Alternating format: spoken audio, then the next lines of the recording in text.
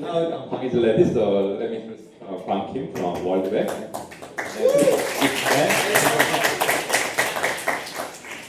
It's going to be very hard to follow that act of a movie star and a pastor. So thank you, Kwang, for positioning me this way.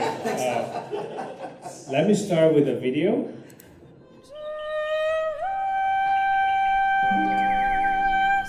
Gang activity in Central America is this seemingly intractable problem.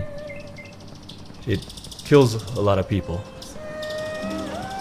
And on top of that, it creates a climate of fear that stifles progress. The idea that a gang can be a pro-social force is the one that Esperanza has been toying with.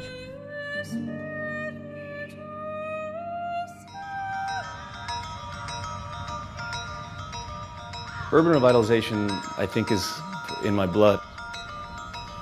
When I moved to the old quarter, it was a very different place. Gangs were a part of life. We built a small hotel, it got bullets through the window. There was an 8-year-old kid killed right in front of my house. Cuando fui menor, estuve en muchos problemas. Caía en las cárceles. Queríamos salir de la pandilla, pero no sabíamos cómo salir. There's really only a couple of choices. You know, you can team up with the police and try and see how repressive you can be, or you can try to get a behavior change.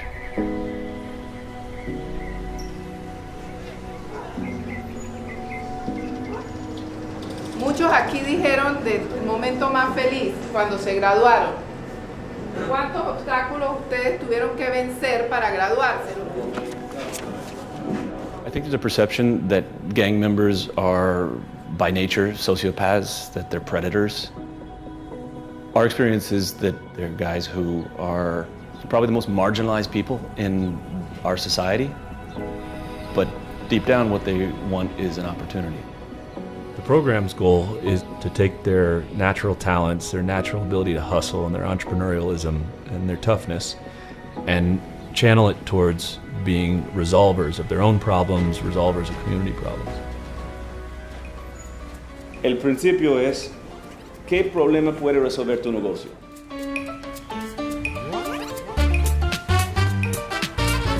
Hicimos una idea que fue una lluvia de ideas. Un tour diferente. Sacamos la empresa Fortaleza Tour. They give a tour of the neighborhood from their eyes. So it's the classical history of the neighborhood, but it's also the more recent history. And then they have a little alleyway where they cook a big fish dinner for groups. That is now doing something like 500 tours a month. There is a section of Panamanian society that is really rooting for their success. Por muchos años tuvieron unos índices los más altos del país en cuanto a violencia. Los robos, los hurtos, pues todas esas situaciones se han minimizado y definitivamente erradicar el fenómeno de las pandillas en este sector. ¿Qué pasó? ¿Cómo le fue? Buenas tardes. Buenas tardes. Buenas tardes. Hay un cambio en los muchachos. I think Esperanza can provide hope and inspiration to people in other communities that want to try something similar. Mi hijo me ve en el cambio que yo y mi hijo me dice, papá, cuando soy grande quiero ser un guía turista, que han dejado lo que eran atrás para dedicarse a las cosas buenas.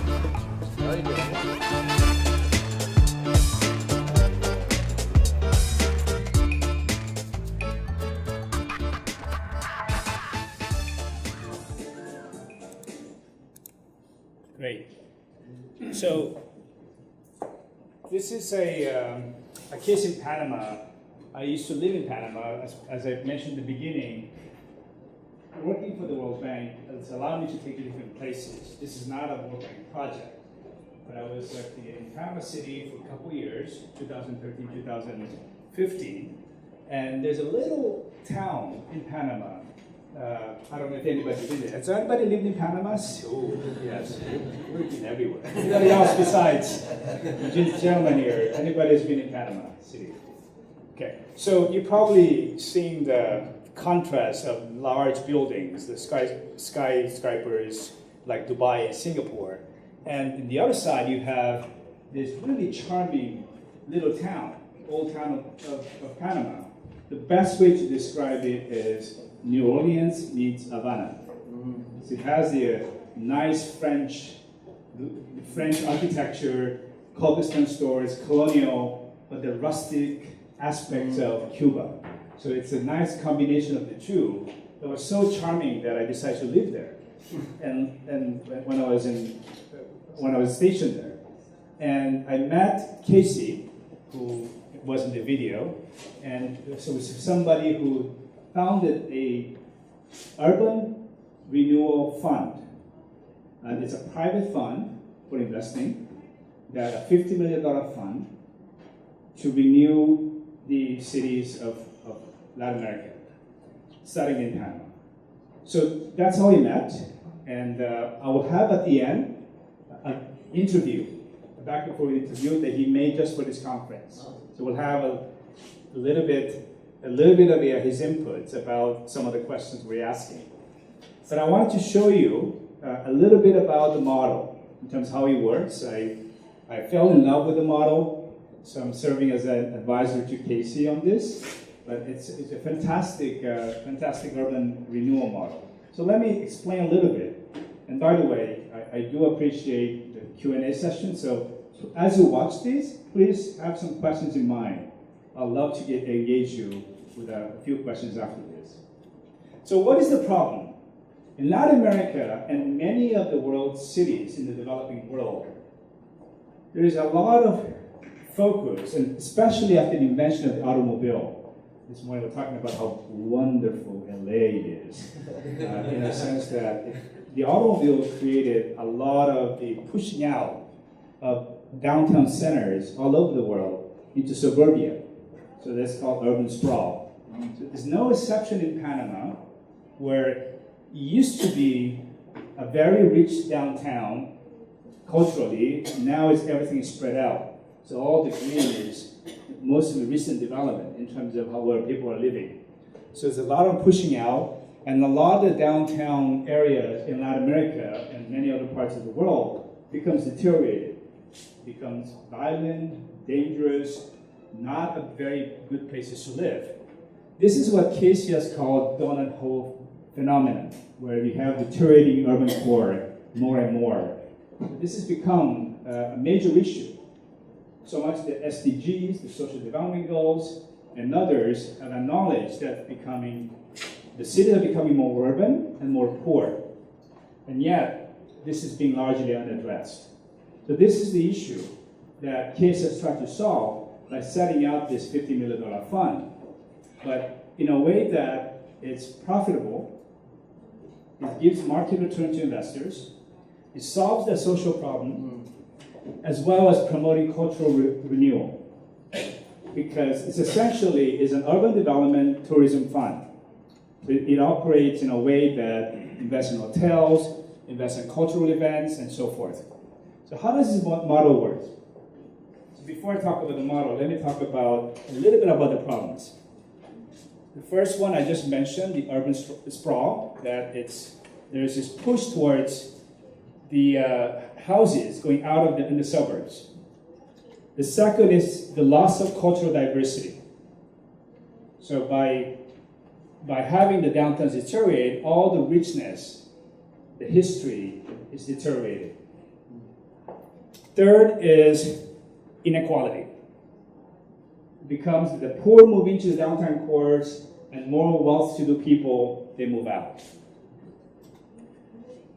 Automobiles, traffic jams. So it creates this pattern of urban growth, creates lots of different type of dependency on cars and increasing congestion.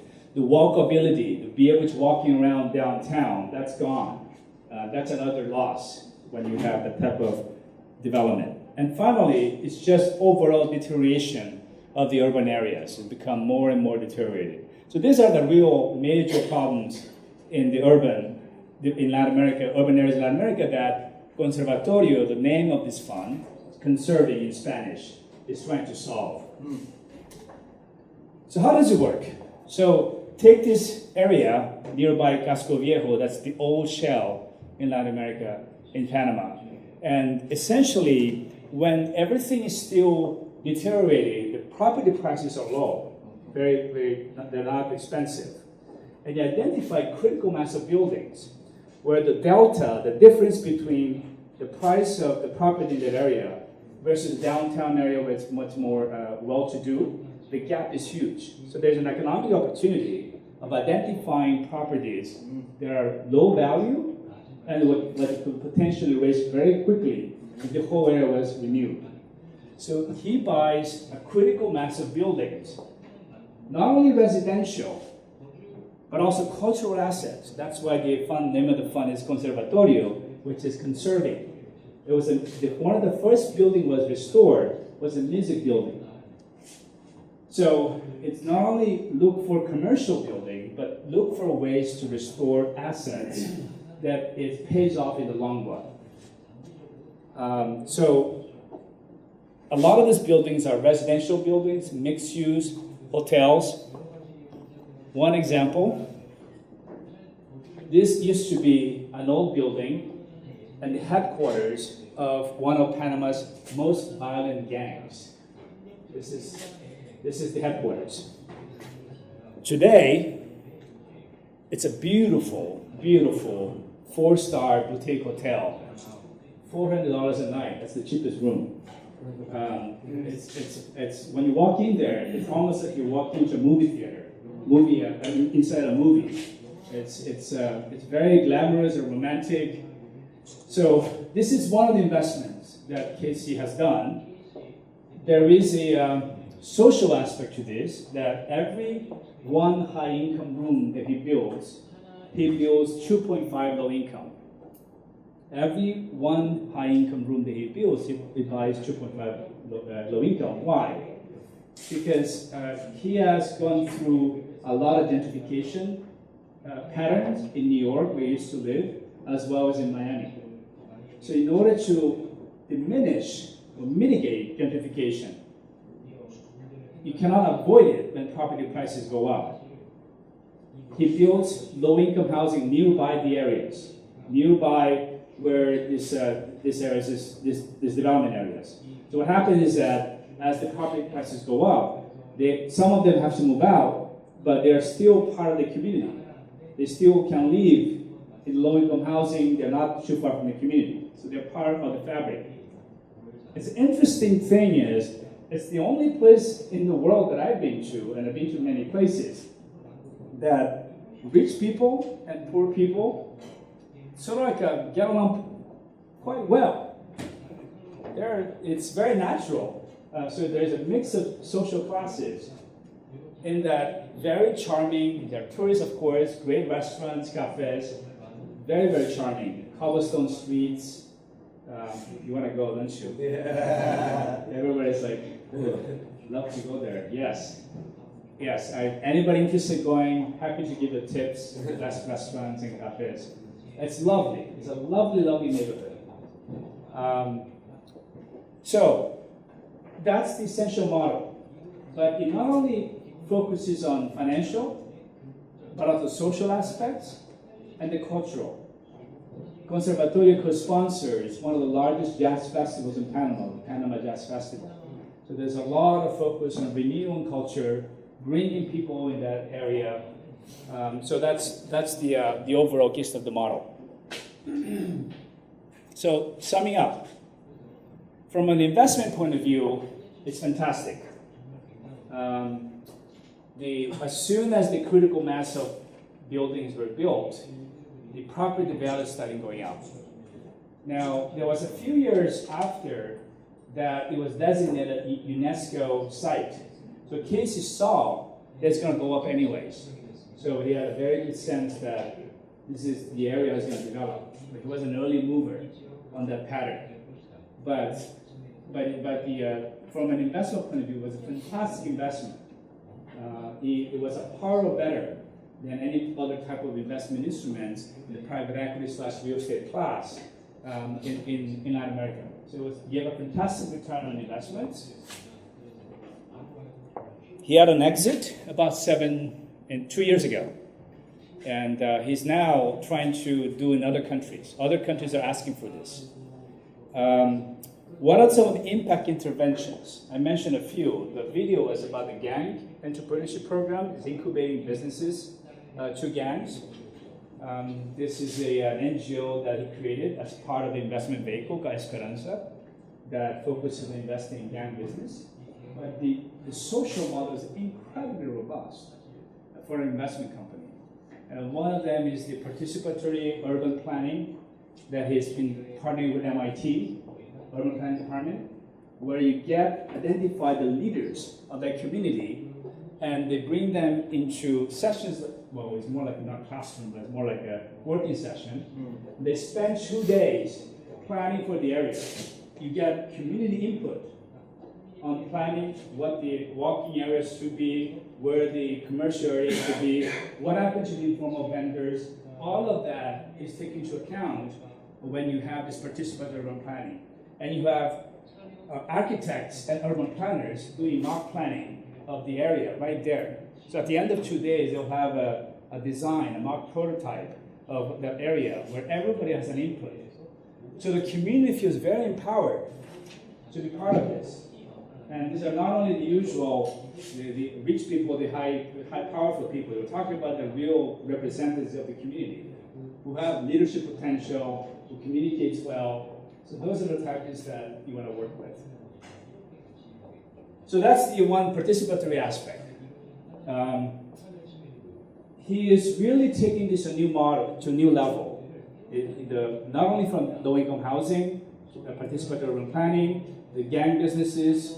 I'll show you after the interview on the video how is he taking this model forward.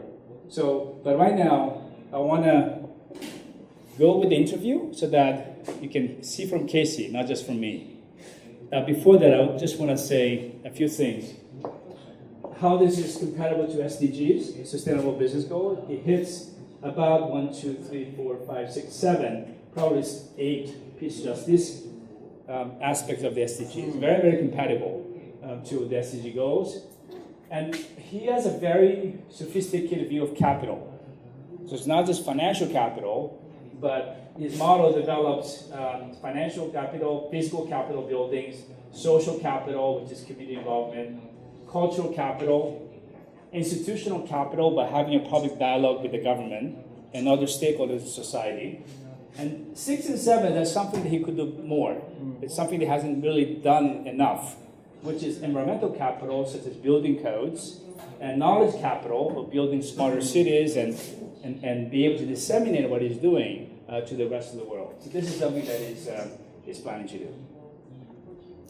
All right, so let's go with the interview. Who's that guy? Hello, Casey. How are you? I'm well. Hello, Kwang. How are you? Thank you so much for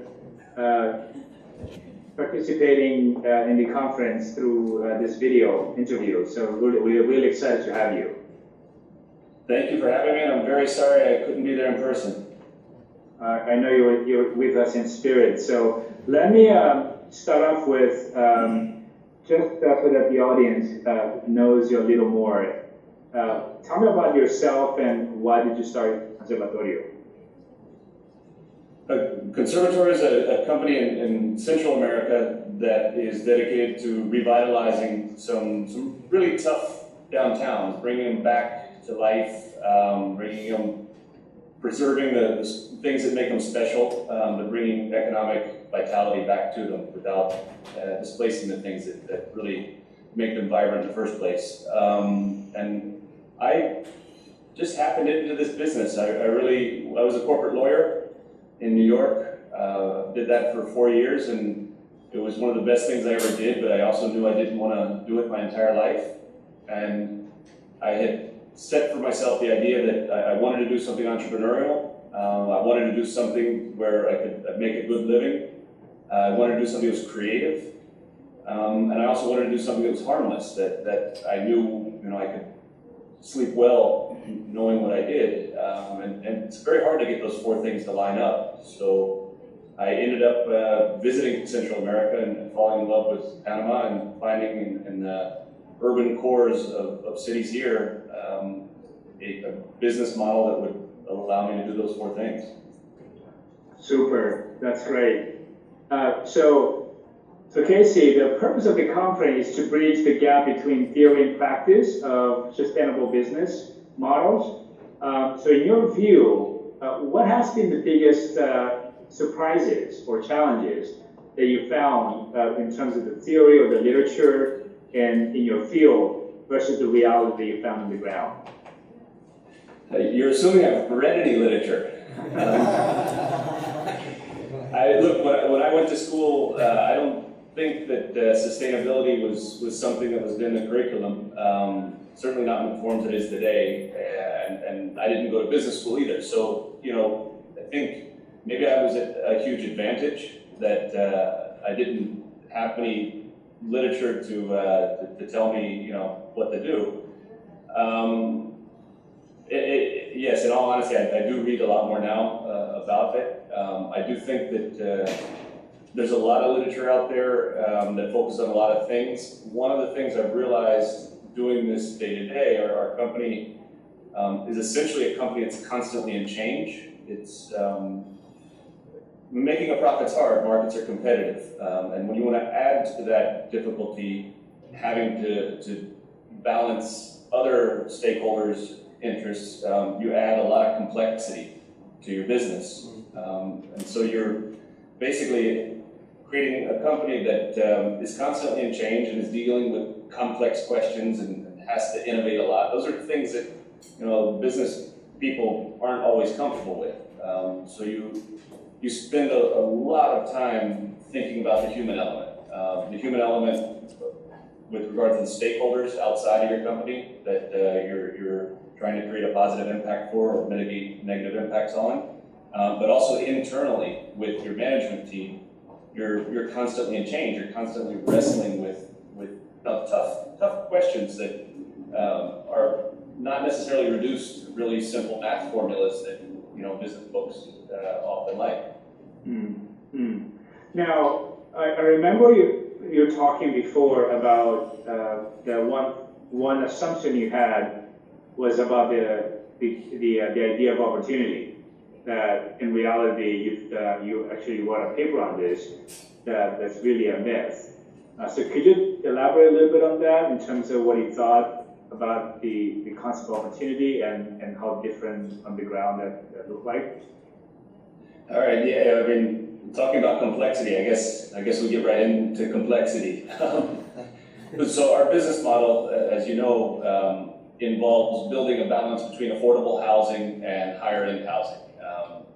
And we thought initially that you would just build a certain percentage of affordable housing and the people in the areas where you were building would buy it and they would have a permanence, and so you would mitigate displacement through that.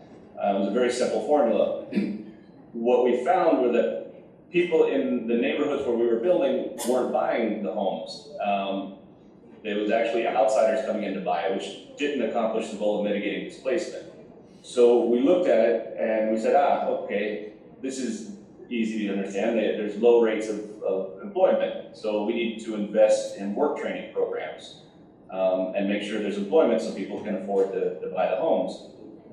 So we did that, and there were very low rates of acceptance and enrollment in the work training programs, again, of the people in the neighborhood. People came from other neighborhoods and outside to enroll in these programs, and the jobs that we were creating in hotels and whatnot were filled by people from other parts of the city. But we saw that the people that we were most interested in including were not accepting the jobs. And we kind of labeled that, and I would say that we found some sort of, handy labels to put on it, apathy or disinterest. In some cases we would say, they don't want to work. We labeled those behaviors. And that labeling caused us to get a little, I would say, as a management team, I think we got a little kind of depressed that people weren't accepting these opportunities because we had the mindset that what people deserved was an opportunity. And if they wouldn't take that opportunity, then, that was their problem. and we were losing margin, offering an opportunity, and then that caused some soul searching. But what we really found out later on is that when you're dealing with marginalized communities, historically marginalized communities, where there's intergenerational poverty, you've got community dynamics that make people in those situations see the world in a slightly different way. They live under chronic stress. And so we had to learn and kind of reverse engineer the processes of trust and motivation. We learned that people didn't trust the offering. They didn't trust that if they enrolled in a program, they could get a job. If they got a job, they could buy a home. They really didn't, we weren't trustworthy in that way to them, and they weren't motivated. They were therefore not motivated to take it. So we had to really break it down until we understood some just very basic human things, that you have to listen to people to build trust. And when you listen to people, they're willing to listen to you because you've showed them respect, and they are open to new ideas when they've been shown respect. So a dialogue can form around a shared vision, and ultimately opportunities can take hold in a more fertile soil when you go through that process. And I think that understanding has changed everything we do, not just on the social impact side, but also, we invest heavily in design thinking methodologies for our product development, because we learned from that experience that the more you listen and empathize with customers, the better product you build and the higher adoption rates you have. So ultimately, those human understandings change the way we do business in many, many ways, and that type of innovation has been great for us. But it's not easy. It's not easy at all, and it's still a process. Yes, yeah, no, I can imagine. Thanks for that great insight. Now, I'm not sure if this is something that has to do with what you just said, and if that's the case, feel free to pass to the next question, and maybe we can just add on top of what you just said, is that what has been some key conflict of principles that you found during the operation of your business in terms of principles or ethics or that you had to deal with, and whether that's the profit versus impact. What are some tensions that you found in the actual day-to-day running of the business? Yeah, the one you made, the fundamental tension, right, is your responsibility to your capital versus your responsibility to other stakeholders, other interests. And that's a tension that at first glance, everything kind of seems like a zero-sum game. And if you allow the culture in your company to form around those zero-sum questions, it's very stressful, and you'll essentially divide your company into two. You'll divide your company into the side that makes and the side that gives, which is a standard model, and many companies work that way. They have their corporate social responsibility, and that's wonderful. If you want to be a company that is truly engaged in sustainable practices, it's truly sustainable, you've got to dedicate the brain damage, you've got to dedicate the thinking time to trying to resolve those tensions that appear direct, they appear directly opposed at first. But over time, when you think it through and you have conversations with different stakeholders, little by little, you can find very creative solutions. Again, complexity often, but you can find solutions where everybody's better off. But you have to be prepared to spend the time and to fail quickly and experiment, and more than anything, create dialogues and shared visions internally and externally.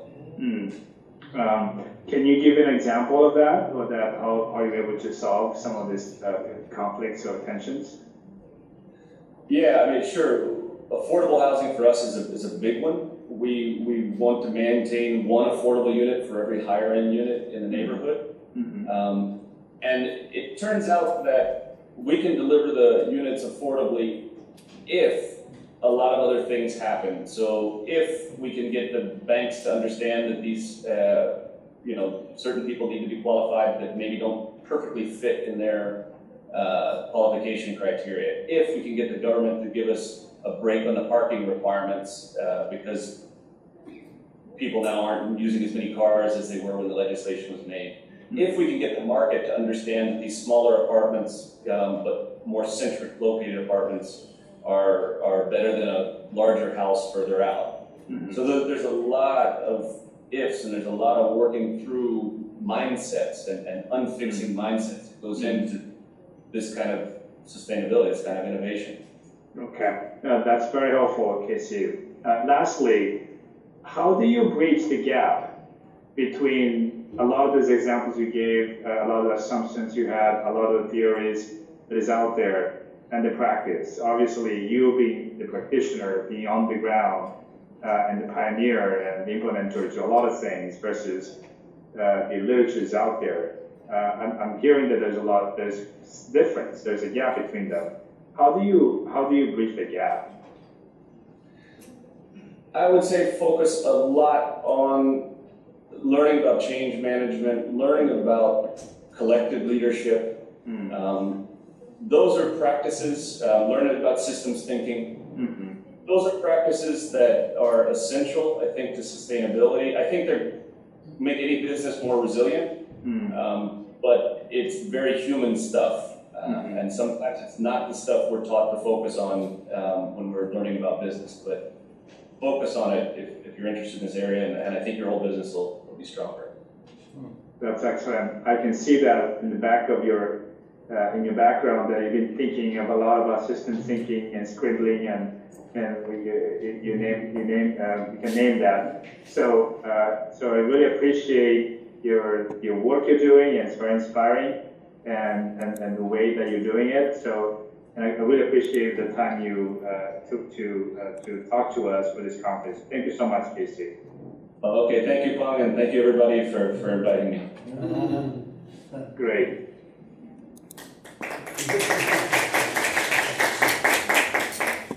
I'll let him then, you guys clapped at the end of the conference. So this is a very, very intriguing model. I think one point about the responsibility to capital that he mentioned, I know that he has a lot of back and forth struggle with investors, because in the first stage when we got the investors in, they were loving with the idea, but when they saw that he was investing all their money into gang integration programs, low-income housing, they started wondering, what are you really doing with our money? So there was a bit of a struggle there, and finding a place where at the outset you want to really attract the right type of investors, and then having a right type of structure to support this model became very crucial. So now it's a B Corp. I think Corp is a B Corp, and so this is really something that has been learned very quickly. I think, as David mentioned, he's not afraid of failure. Every day he's out there trying new things. Do you guys know the movie The Martian?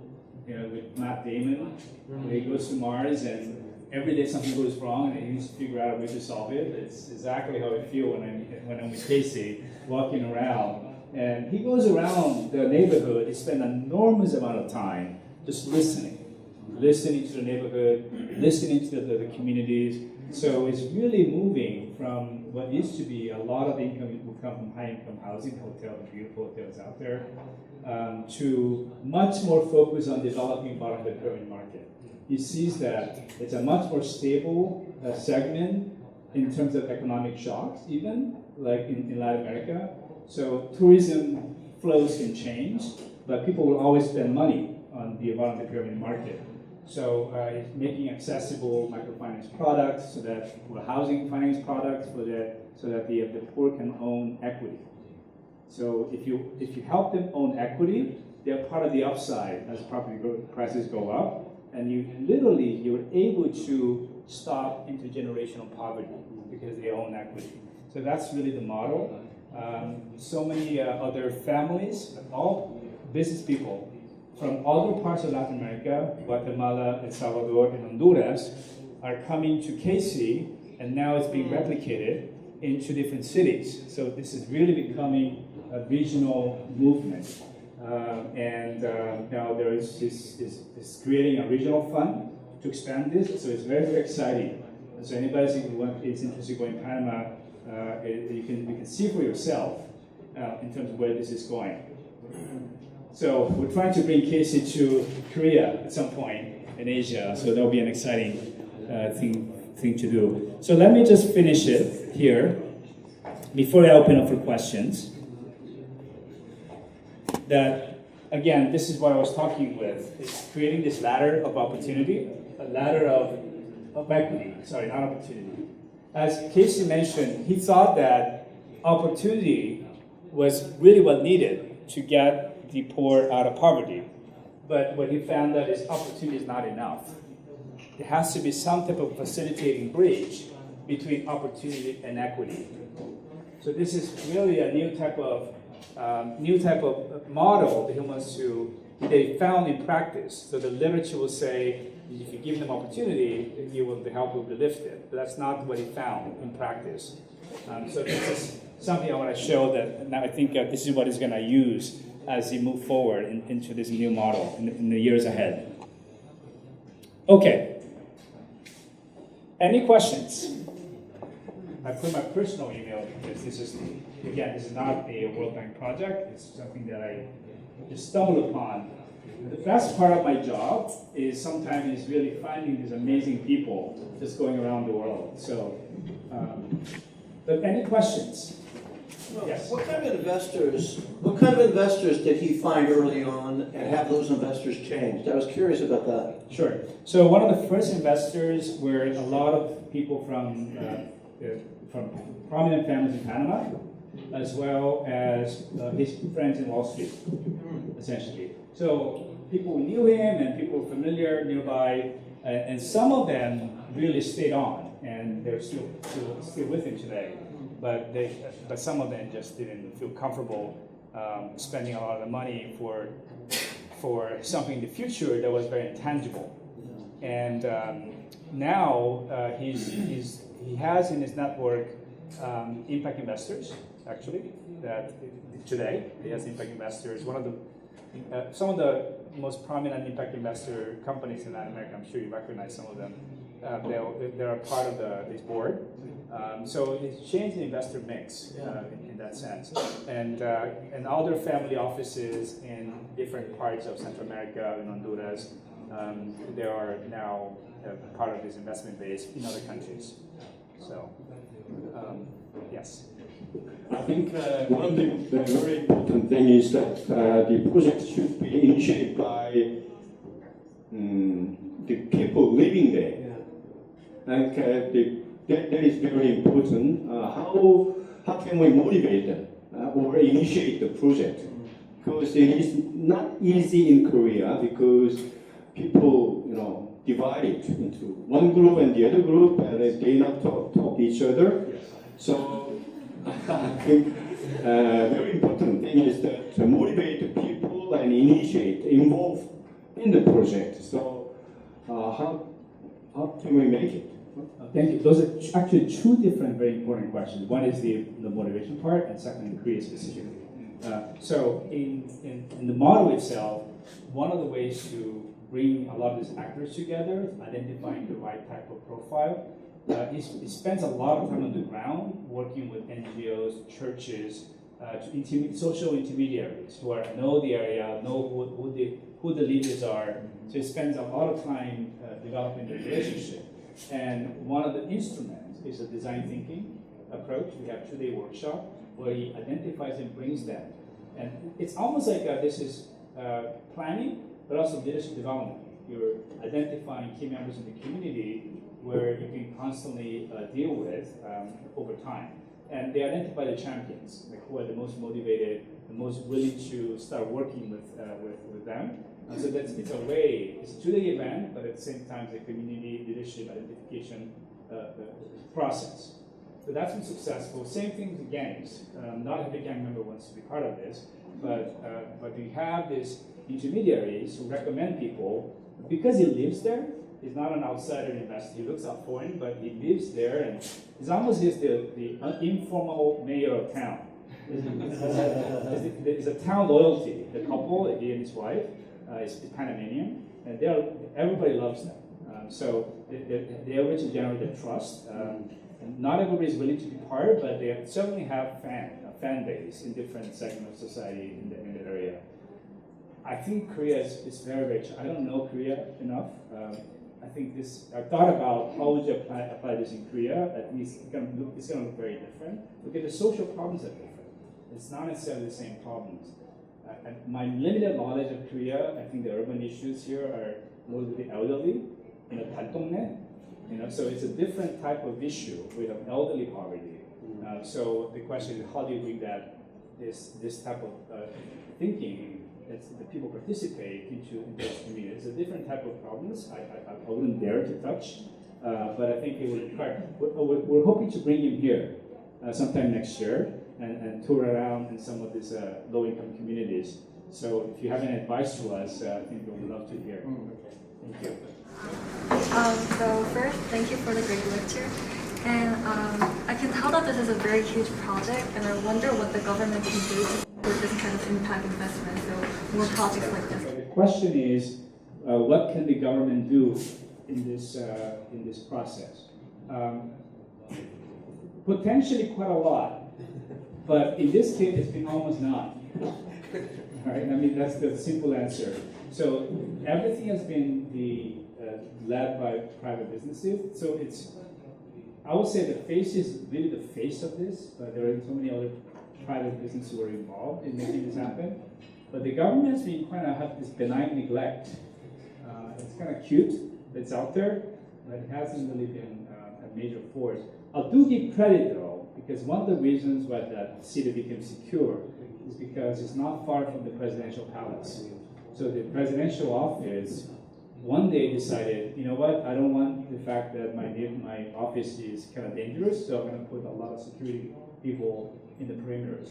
So that really helped on security. So almost accidentally, they were able to do it. I think Case has been trying to have a better public-private facilitation mechanism, the dialogue, because a lot of things that he's doing, it's kind of uncoordinated with the government. They built a really ugly ring around the downtown area, which is UNESCO threatened to revoke the certification because of the very ugly infrastructure ring. So there's been a lot of disconnect between public and private. Moving forward, when he's going to different countries, he's having other families with lots of direct access to a lot of the influential government leaders. So I think there's having a much more of a public-private partnership. One of the things they're discussing is to have shared vision sessions. And I'll talk about that a little in the afternoon, but this is something that going to different parts of the world, you have public and private, have a session where you agree on certain principles, 5 to 10 principles on how to move forward in terms of shared vision. So I think that could help moving forward, have a better coordination between public and private. But there are other ways, social impact bonds.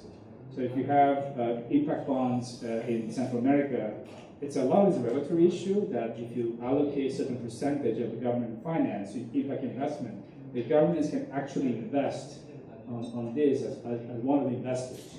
So I think there are many different ways in the future that the government can be part of this. Good question, my student. So really good question. So let me ask you a question. So you have met a number of impact investors all over the world, and I'm just wondering if there's any difference between East Coast guys like New York, like Casey, and then West Coast people. So, just out of curiosity.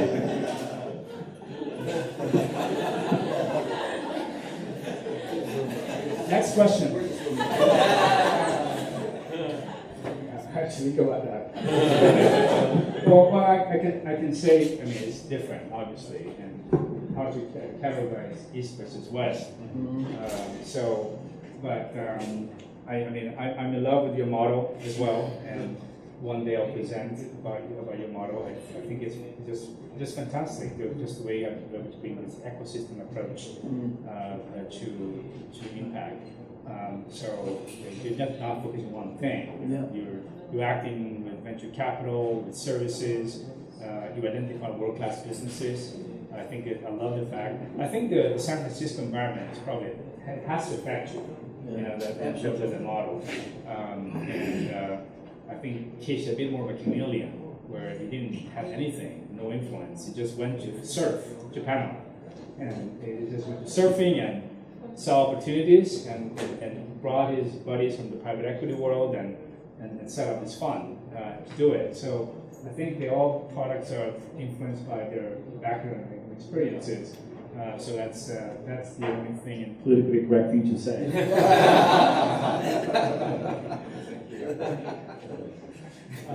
Let me just say that one more thing is the investors, the impact side, how to measure this, and the conflict with investors. So in the afternoon, I'll be doing the case of Mars Corporation. So they're really interesting because they've been really thinking hard about profit and loss, P&L, how to account for impact.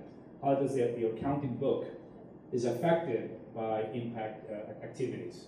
So they're trying to figure out a way, and they're plotting around the world on accounting long-term impact into your financial books and performance. So with that, thank you very much. Thank you.